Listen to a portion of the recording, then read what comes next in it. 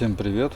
Сегодня покажу, в чем проблема у вентиляции картерных газов на моторе 3.2.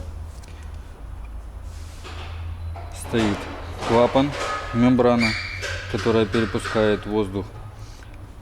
Она бывает рвется, и поэтому мотор у вас свистит, появляется свист.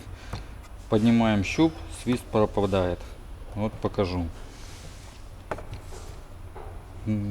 Можно поменять вентиляцию целиком, она стоит в районе 9000. Можно поменять мембрану, стоит намного дешевле. Для этого надо разогреть крышку феном, что я уже сделал, и снять ее. Поддеваем раз.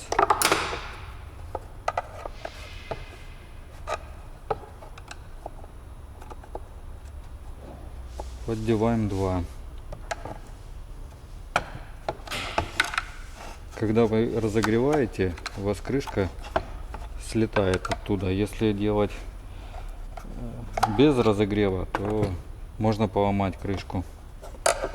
Все, сняли крышку, пружинка. Вот сама мембрана. Подковырнем мембрану.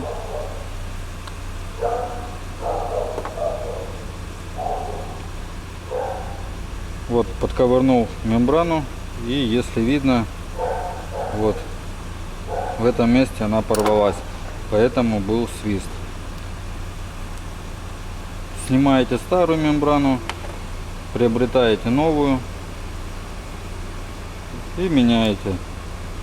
Ставите новую, защелкиваете в обратной последовательности, и вентиляция у вас снова работает. На этом все. Всем спасибо. Пока.